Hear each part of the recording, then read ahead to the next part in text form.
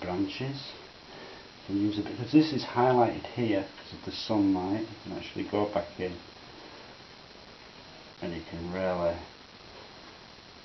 sparkle that up just because that's where the light's going to be hitting around there. Just brighten that up. That side. Same with that.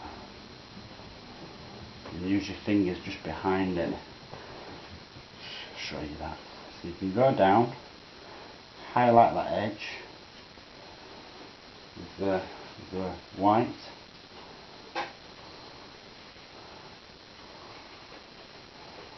And then behind it, just use your finger, just blend that out, and you end up doing accidents like I just did there.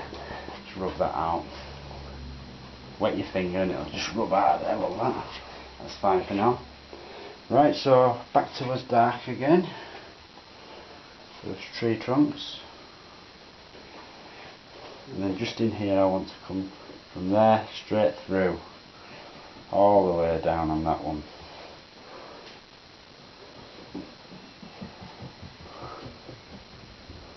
There's a few maybe going on in there. Maybe even just one there. Do some highlighted ones. That's it. Well, there's a few little bits there. Bright.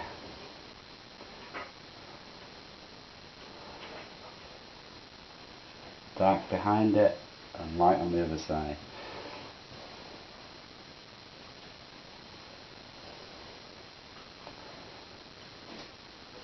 There. Don't want it too dark. That's it. And go back over that one again slightly. A tiny bit too dark. There. Nearly getting there. A couple more sticks and twigs and we'll be ready to let this dry.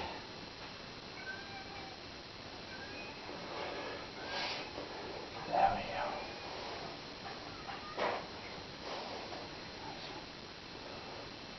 I'm just going to use a filbert brush, a little filbert. I'm using brown, straight, raw umber, mixed with a bit of black. It's a dark brown colour that I'm mixing. Very dark brown. And I'm just going to indicate where these little rocks are going to be sitting in here.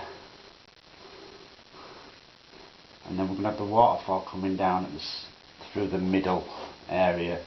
What I'm going to do is in acrylics first, just in here. Just want to indicate some little rocks and stuff in there. There, comes up a bit there and down again. It's that sharp top edge that I'm working on at the moment. That's all I'm bothered about. You can even bring some of that black back into them shadows. So I'm going to highlight this as well later by putting darks and lights against each other. That will give you a lovely contrast.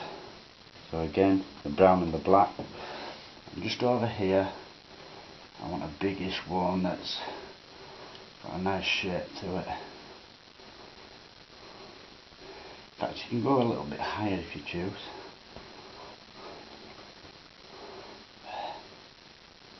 That's the one. You can get that edge. And that's good. And then along here, you can always just pick out certain areas. Just see in here where you're going to have a boulder that stands up a bit higher than the others. You can bring that right back to about there. Underpaint that underneath it. Blast those colours in together. So I'm just mixing the black and the brown together to create like a marbled mix, if you like. You see that there? Marbled. It's not just one straight colour, it's marbled. I'm just going to cut across that with the knife and pick some up on the end of the knife. And then I want the water drop to go to about there, so I'm thinking these rocks will come down somewhere here. Maybe see a bit of it behind the waterfall as well, it's fine. And this is just with the knife. Leave some of the black areas completely out. Don't block it all in. Block it in up to where you put that dark in there. we're going to put like some bushes and stuff growing over the edge of this, because it always happens.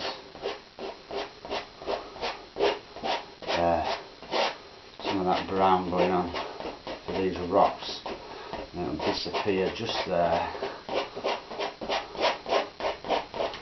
Bit of dark colour into that here and there. A bit of dark.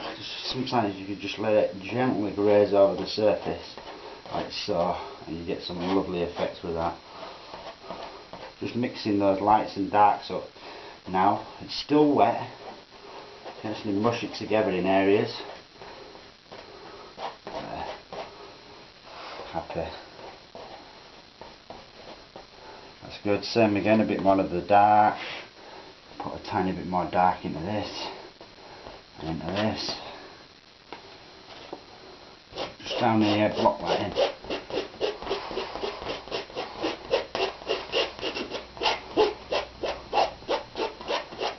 There we go. Now loads of foliage and all that kind of stuff growing over the top of this. Now once you've done that, you can put a tiny bit of white to that same colour and mix that. I'll show you on the there. Again, a marbled mix, and with that marble mix you can really get some lovely colours in there. And put across that, and then just now and again where you think the sunlight might hit it just a tiny bit, you can just brighten it up. Same in there, just do it fast at first, just let it go over the top. Now this paint is still wet, so all I do is I like mush it in there like so, you see that?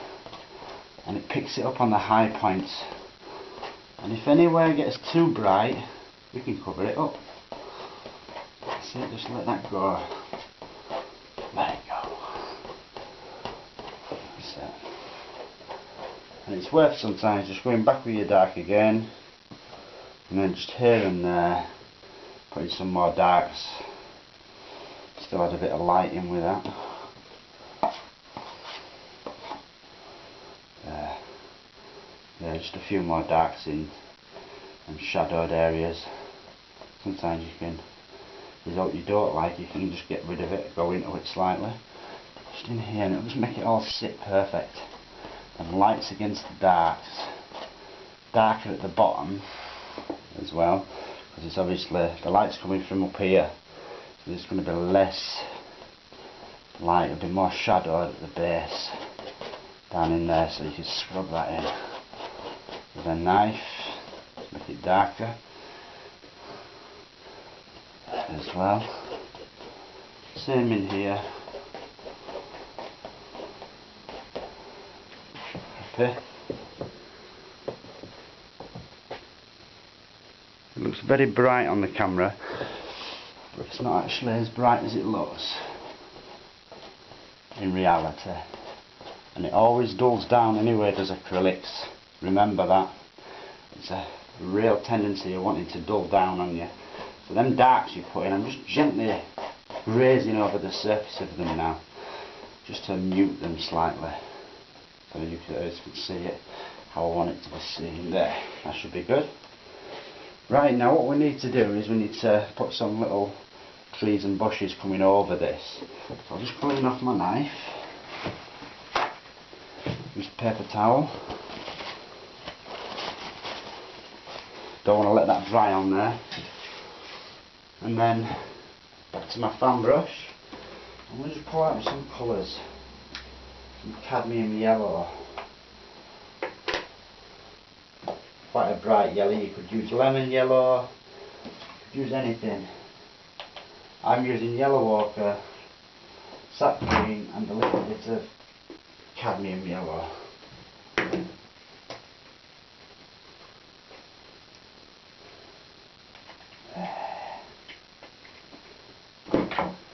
So with the fan brush, using these three colours, I'll put some more bushes in. So just tap the brush first of all, get them bristles open. Remember, like I was telling you before, open bristles. And then just put a bit of green into that, a little bit of the dark colour as well, what do no harm. So you've got a full multitude of stuff going on in there. Tap into it, push and get a ridge, push and get extra paint on there, you see, by getting that ridge. And then just in here where the shadows are that I put in before, I can just come in and add some little highlighted stuff going on in there. I might just make that a tiny bit brighter there, because I want the sunlight to come from over here and hit this bit, hit this spot. So I want to make it brighter on the top there, and then go into my darker green and use the darker green just down in here. Still a bit bright, so I'll put a bit of dark colour into that. I want it to be predominantly darker than the bright spot up there. That's it. And I want it to actually come right over this and hang down. It's going to hang itself, hanging it itself over the edge here, and then going all the way down to there. You know? You see it all the time. Again, you can get your brighter colour and use that just up in there on the top where I want the sunlight to come down and hit it. Dark green again, maybe a bit of yellow ochre into that, or Indian yellow, and then tap. And up there I want another bush that's in front of all these, so I'm making it brighter at the top again because of the sunlight. And maybe it's clinging to this rock, so I want it to be dark underneath there. So I'm just going to indicate that it's coming all the way down like the other one. And then again, get a bit of white this time. Brighten that up with the white. And once you've done that, you can just come in and just make it a bit brighter on them tops. Just do that again, I'll mix that colour a bit better. There. Just in there, just so it stands out nicely, making it a bit brighter just on the tops. Now we're going to go over this with oil paints anyway, so anything that's not quite bright enough or anything like that, we can alter it, no problem. Right, so I'm going to use the yellow ochre and the cadmium yellow together. Variation of colours is really important. Keep getting a lot of variety going on. Now I want a big bush to come right up here, so it's going to start there. Might be a little silver birch. I'll paint a tiny little silver birch going up to this. A young'un. There. Just don't kill all your darks. Retain them darks in there. Bush. Silver birch tree that's turned into a little bush. Maybe a horse has come along and nibbled on it or something. Right, just want to get a bit of dark because I didn't want it that bright down in there, so you can just go backwards and forwards with these colours. And then I'll put a trunk up to that later. Maybe just up underneath here I want a few bits and bats of stuff. Little bushy stuff going on. There. Keep changing that colour tone though again, back to the green. Slightly different is the green. In hue, colour hue. There. That's it. But them shadows are so important. You've got to keep them shadows intact. Maybe we've got something coming off the edge.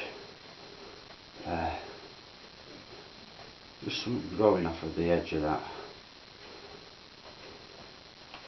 Cool. Right, now same at the bottom of the other side. Just in here, I'm going to put another little bush that's coming up about there. Gentle, don't tap too hard. If you tap too hard it'll mud mix and it'll look horrible. You won't get these lovely details. See, I get a lot of paint on the brush and then I'm just very gentle when I'm using it. It's a good way to go. A bit more yellow ochre to the ochre side again. Maybe we've got something underneath there. We'll have some other bushes and all sorts of stuff going on in here. But then we're going to have this waterfall come in and this stream. Right, so See, all the time I'm doing this, I'm just working it out in my mind. I'm painting this from my imagination. But all those times you've been out in the woods, that's where your inspiration comes. I study these places, and stuff like you'll have rocks which have moss all over them. I'll show you how to do that.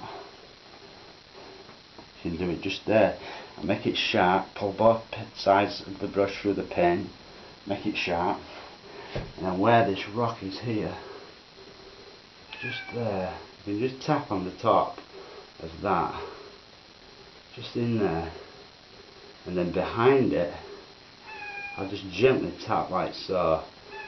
See that? That's the one. Just gently tap behind it and it'll just be growing over that rock. I love to do that with the moss growing over the rocks. It's absolutely gorgeous. And where the water is where the moss is going to be basically. So if you put a tiny little bit on the top of that one as well. But don't kill your shadows. There, see that?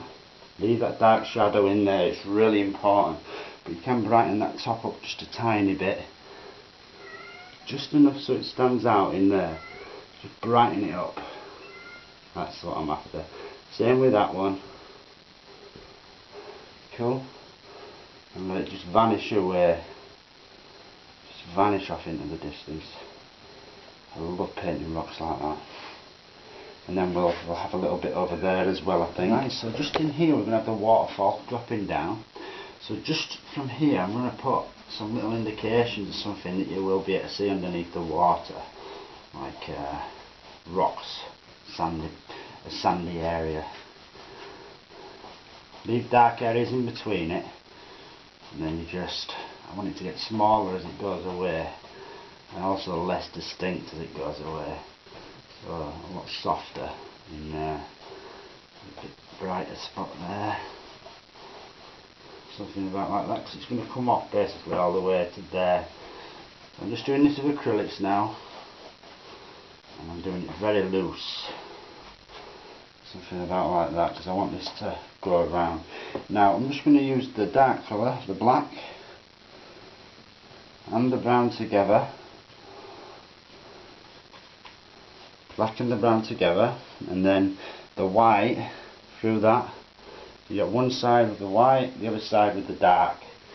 And just in here I'm going to indicate some little rocks and stuff like that you're going to be able to see. I want them bigger in the foreground in here. I want them to be a lot bigger, and a few small ones in between. There. Just highlight the top edge. And don't turn the brush over because the highlight is on the top. You've really got to think about it. Keep highlighting again now and again. But you get loads and loads and loads of these little pebbles. Seen them up in Scotland. Just underneath the water. Now just up in here they're going to be really, really tidgy. But they're going to start to disappear, you see. So you won't be able to see them. So you just want to indicate a few in there. Sometimes you can indicate them in the dark areas as well. Stand out a tiny bit more then. But in there, very small. No real big ones. Even as small as you possibly can. Just in there. And then as they come towards you, then they're going to get bigger. Just in there, make a bigger one. There is a real big one there. A few underneath it. And these are going to show through underneath the water because it's going to be quite shallow. There's this little stream. I love doing these. I really, really adore doing these. Using acrylics underneath oils like this gives you a lot of leeway. And if you lose your shadow underneath, reload the dark and the light and you can just go in again and just create a ton of them all in one area. But you need the dark as well as the light. Take your time. Get plenty of them in. You always see loads of little rocks in these streams. Just like so. big ones in between. Just the odd bigger one. That's it. Ready there.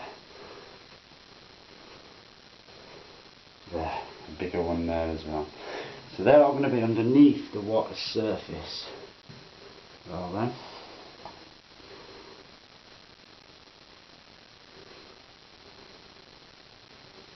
There. We've got a bigger one just there as well. Just a lot of really little ones. Really tiny. Just disappearing off. Almost stop talking. That's how small they want to be. They'll just vanish away. And the waterfall will be dropping down there. Maybe a few up in the shadows. Small ones just in there. And you won't see them. So that's good, I'm happy with that.